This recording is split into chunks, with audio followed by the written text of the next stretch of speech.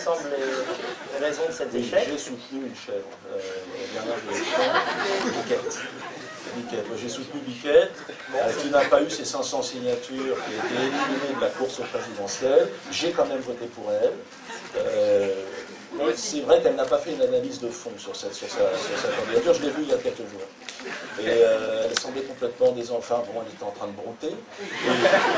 Elle existe réellement, Biquette. Hein, je lui ai parlé. Quand je dis que j'ai voté pour elle, c'est qu'elle existe. C'est une chèvre. Mais je pense qu'elle n'est pas.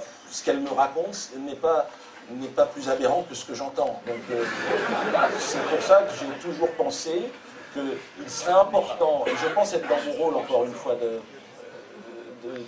d'humoriste, c'est-à-dire de pousser la contradiction jusqu'au bout. Puisqu'on m'interdit tout, ben je vais monter sur la tribune politique, donc voilà, tu me tends la perche. On m'interdit de m'exprimer, bon ben je vais là où je peux parler. Alors il y a une tribune, c'est la tribune politique. Il paraît qu'il va y avoir une élection. Bon, si on y croit, on y croit, on n'y croit pas. Moi, peu importe. Moi, je ne suis pas là pour apporter des solutions, madame. Je dis, si vous êtes venu me poser des questions sur l'économie, l'éducation des enfants, j'en ai rien à foutre de ça. Bien évidemment, c'est pas moi qui vais donner des solutions. D'ailleurs, les autres non plus. Mais ils n'auront pas l'honnêteté que j'ai de vous le dire. De toute façon, ils vont être là pour arbitrer une sorte de débat global, et puis s'en foutent plein les poches. Mais je ne vais même pas les critiquer. Je ne dis pas qu'ils sont tous pourris. Je dis rien d'autre que, est-ce qu'il est possible pour les citoyens français de voter pour quelqu'un dont le parcours les amène aujourd'hui à être certainement l'un des plus performants, monsieur le disait, mais, et en toute modestie, je pense être l'un des artistes humoristes qui fait le mieux son travail, qui simplement qui se met en danger. On ne peut pas être drôle sans être en danger, sinon ça n'est pas drôle. Le bouffon à la cour, il prenait le risque de se faire couper la tête. Si c'est pour ramasser et se faire du fric, comme vivent la plupart des humoristes, des copains que j'ai, vivent comme des bourgeois, c'est pas possible. Les gars, ils font 2 sketchs sur un radiateur et des chaussures de ski, puis après, on peut le faire pendant quelques années, mais pas... On est humoriste, ou alors on est gestionnaire de blagues. Et moi, donc moi, je vais ridiculiser les élites qui vous gouvernent, je vais leur pisser dessus, votez pour moi. Si je suis élu à l'Assemblée nationale, j'irai avec ma chèvre. Mais n'attendez rien d'autre que moi. D'ailleurs, mon affiche est là, je suis avec une chèvre. Les gens vont voter pour moi. Malgré tous ceux qui... l'échec des présidentielles, donc tu présentes aux législatives. Alors. Mais oui, parce que Biquette ne peut pas le faire. Et je serai son porte-voix, et je vous promets que je vais lui demander, entre les 2 tours, pour qui, à mon avis, elle veut reporter ses votes. Je ne sais pas si c'est à elle de décider. Moi, ce que j'ai à dire, si je ne suis pas élu au premier tour, à mon avis, je ne serai pas élu au premier tour.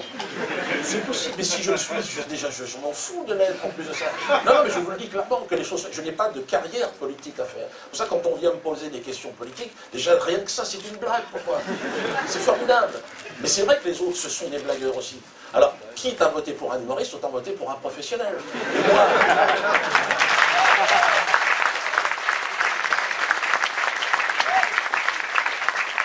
on va voir à quel point la population a décidé de ridiculiser, encore une fois, ceux qui sont au pouvoir. On va voir.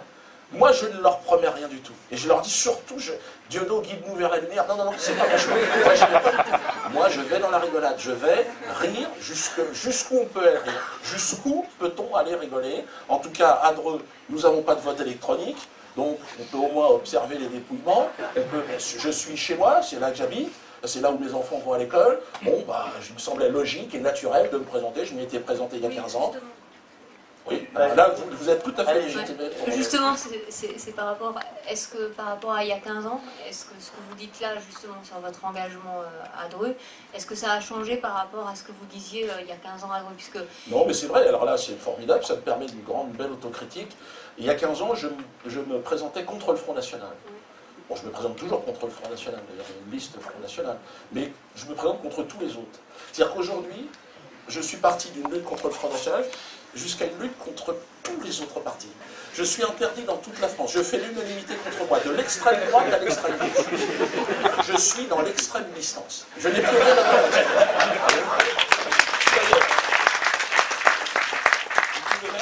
On m'a demandé mon étiquette, c'est l'extrême distance. Voilà.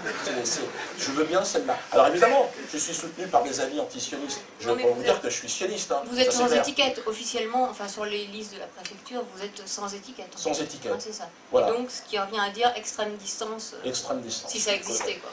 Ça existe, je suis. Mais les autres n'existent pas, tout ça n'existe pas. Et soutenu par un mouvement. Alors peut-être que, bon, je peux peut-être vous demander de repartir, qu'on va demander peut-être à Yaria de venir, puisqu'on parle de politique et que lui, c'est certainement des choses à nous dire.